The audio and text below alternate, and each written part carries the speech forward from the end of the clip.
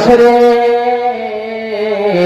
আমি আল্লাহ তোমাদের প্রভু, আমি তোমাদেরকে সৃষ্টি করলাম, আমি জিন এবং ইনসানকে সৃষ্টি করলাম, দুনিয়ার বুকে পৌঁছে দিলাম।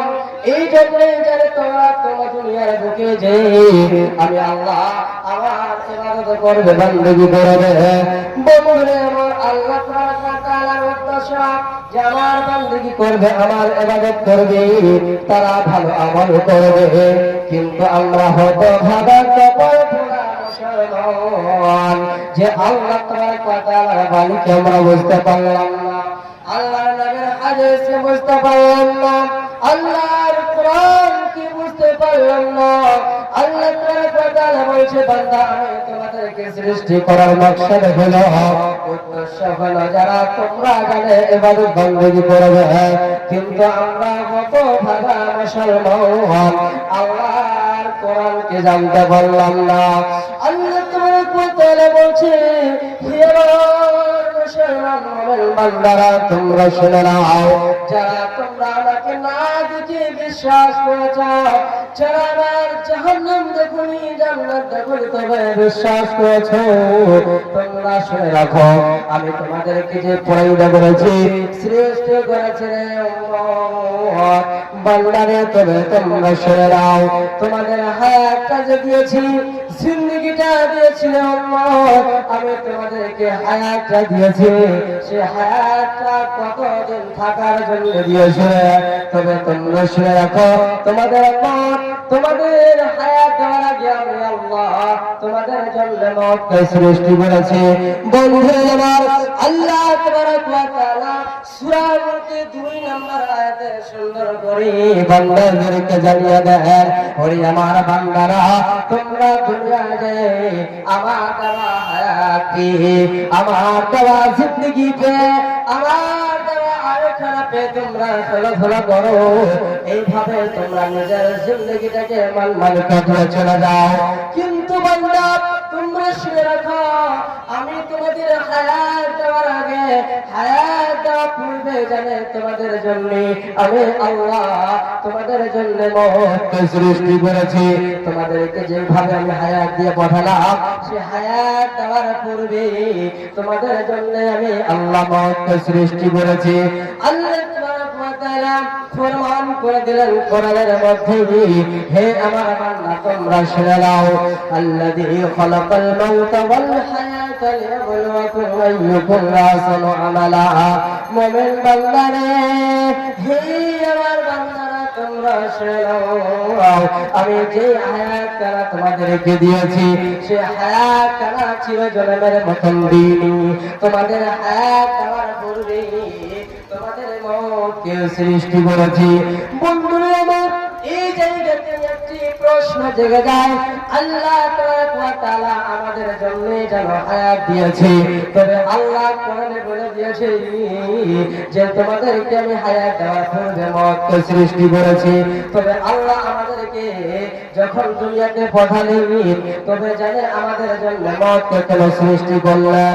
আল্লাহ তাবারক ওয়া তাআলা সেই সূরা মুলকের 2 নম্বর আয়াতে শেষের অংশে বলছে, বন্ধু হে আমার বান্দা তোমরা শুনে রাখো আমি তোমাদেরকে হায়াত কেন দিয়েছি, আমি তোমাদেরকে জিন্দেগি কেন দিয়েছি রে বান্দা, তবে তোমরা জানতে চাও, তবে তোমরা শুনে রাখো আমি আল্লাহ তোমাদেরকে বলে দিতে চাই, লিয়াবলুয়াকুম আইয়ুকুম আহসানু আমালা।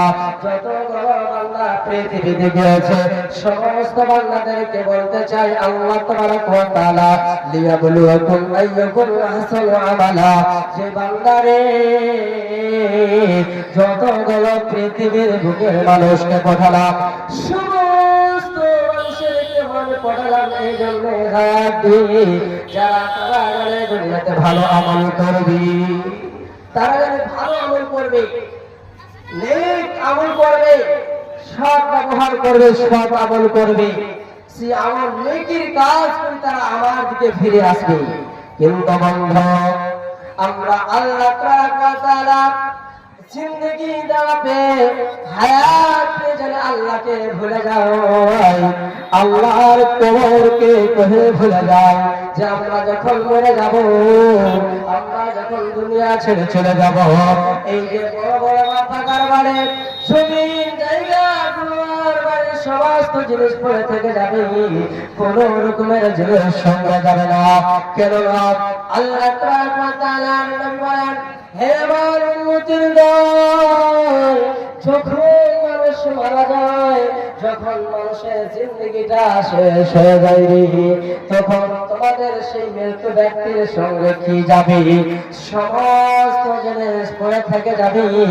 আল্লাহ তাআলা নবীর দ্বারা দিয়ে জানিয়ে দিলেন, হে আমার উম্মতের দলেরা, তোমরা শুনে রাখো, পৃথিবীর বুকে যখন একজন মানুষ মারা যায়, যখন একজন মানুষ মারা যায়, তারা যখন দুনিয়া ছেড়ে চলে যায়, মৃত্যু বরণ করে নয়, মৌতের শরবত যখন পান করে নয়, সেই লোকটা যখন কবরের দিকে যেতে লাগে, সেই লোকটা জানে হয়ে যায়, জানে বন্ধুরে আল্লাহর নবী জানিয়ে দিলেন, ইয়াতবাউল মাইয়াতা ফালাতাকুন, আল্লাহর নবী বলেছেন, ওরে উম্মত, তোমরা শুনে নাও, যখন একজন মানুষ মারা যায়, সেই ব্যক্তিটার সঙ্গে কবরস্থান পর্যন্ত তিনখানা জিনিস সঙ্গে সঙ্গে যাবে, তিনখানা জিনিস কবরস্থান পর্যন্ত যাবে।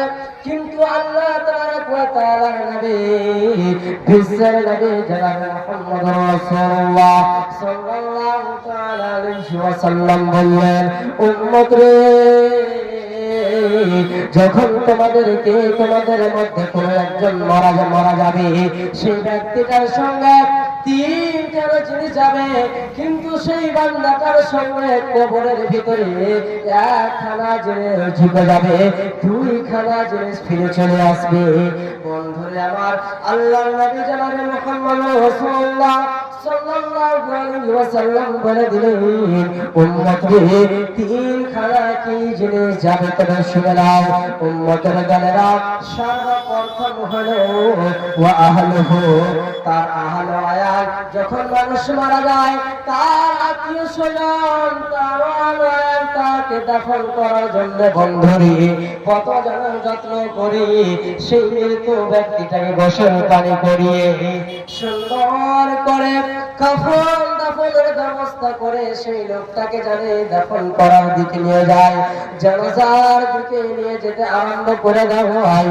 বন্ধুরে আমার, সেই যতগুলো আহল আয়াল বলা হয়েছে, যতগুলো টোলা পড়শ হবে, তাকে দাফন করার জন্য তারা জানাজাটা নিয়ে যাবে, সেই লোকজনকে আহল আয়াল হাদিসের কথাতে বলা হয়েছে।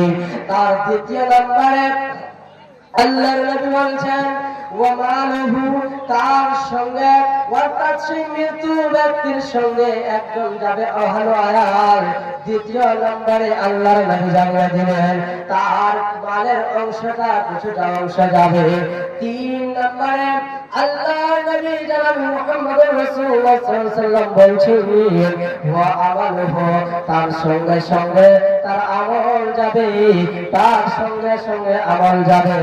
কিন্তু বন্ধুরা আমার, সেই ব্যক্তিটার সঙ্গে তিনখানা জিনিস বাড়ি থেকে বের হয়ে চলে গেল, কবরস্থান পর্যন্ত গেল, আবার সেই কবরস্থান থেকে দুইখানা জিনিস ফিরে চলে আসবে, একখানা জিনিস তার সঙ্গে সঙ্গে কবরে চলে যাবে।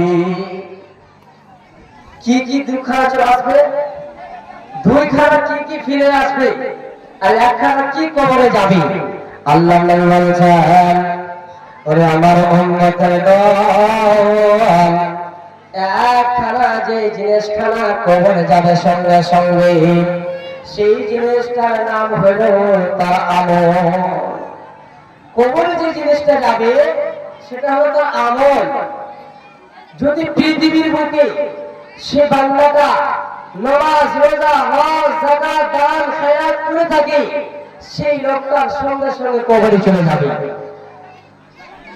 একই কথা, সেই লোকটা যদি আমল, ভালো আমল করে থাকে, কিংবা যদি বুড়া আমল করে থাকে, গুনার কাজ করে থাকে, পাপ করে থাকে, সেই লোকটার সঙ্গে সঙ্গে কবরে ঢুকে যাবে।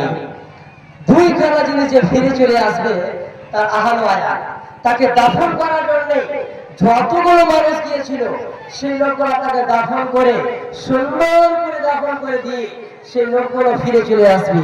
তার ভালোবাসা বাবা, যেই বাবা দুনিয়াতে কত লালন পালন করে মানুষ করেছে, একবার যদি বেটাকে দেখতে না পায়, একবার যদি বেটা চোখ থেকে আওয়াজ হয়ে যায়, তুমি জানে সেই বাবা অন্তরে চ্যান শুকুর আসে না, শান্তি জিনিসটা আসে না।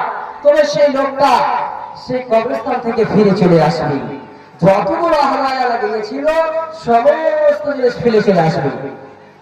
আল্লাহ নবী যে বলেছেন তার মার কিছুটা যাবে, মার বলতে আল্লাহ নবী বলেছেন সেই লোকটার কবরখানা খোলার জন্য, ঘরটাকে তৈরি করার জন্য আমরা সামান নিয়ে যাই না, অনেক রকমের সামান নিয়ে যাই।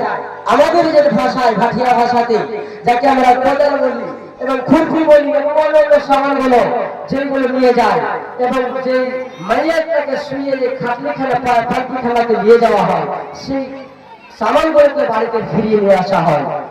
শুধু তার সঙ্গে একমাত্র তার আমলটা ঢুকে যায়, তার সঙ্গে কোন রকমের জিনিস যায় না। বন্ধুগণ, আল্লাহ তাআলার নবী জনাবে মুহাম্মদ রাসূলুল্লাহ সাল্লাল্লাহু আলাইহি ওয়াসাল্লাম বলেন, যখন মানুষ মারা যায় তার সর্বপ্রথম মঞ্জিল আখিরাতের মঞ্জিলের মধ্যে সর্বপ্রথম মঞ্জিল হয়ে যায় তার গলে কবর। বন্ধুরা আমার, আল্লাহ তাআলার নবী জানায় হযরত উসমান গনি রাদিয়াল্লাহু তাআলা আনহু একজন নবীর জামাই ছিলেন, একজন সাহাবী ছিলেন। আমরা সকলে সেই সাহাবীর নাম জানি। সেই সাহাবী রাসূল হযরত উসমান গনি রাদিয়াল্লাহু তাআলা আনহু। বন্ধুরে, যে সাহাবীকে জানে দুনিয়ার বুকে, বন্ধুরে আমার, আল্লাহর নবী জনাবে মুহাম্মদ রাসূলুল্লাহ সাল্লাল্লাহু আলাইহি সাল্লাম দুনিয়াতে জানে তাকে জান্নাতের সার্টিফিকেট দিয়েছিলেন। সেই সাহাবী হযরত উসমান গনি। বন্ধুরে আমার, যখন কবরকে দেখতেন, বন্ধুরে আমার, আল্লাহ হতভাগা গুনাহগার বান্দা তবু জানে কবরকে দেখে শরম আসে না। যখন কবরের দিকে যাই, সে কবর দিকে আমাদের স্মরণ হয় না, আমাদের অন্তরে জানে ভয় হয় না যে আমাদেরকে জানে কবরের মধ্যে একদিন আসতে হবে। আমাদের আত্মীয় স্বজনের মধ্যে কতজন কবরে শুয়ে আছে, যে কবরে কোনো রোশনি নাই, যে কবরে কোনো বাতি নাই, অন্ধকার কবরে ঘুমিয়ে আছে। সেই অন্ধকার কবর একার ঘর, একার ঘর, সেই ঘরে যাবে ঘুমাইতে হবে। এই কথা বলে আমাদের জানে একবার চিন্তা ভাবনা হয় না।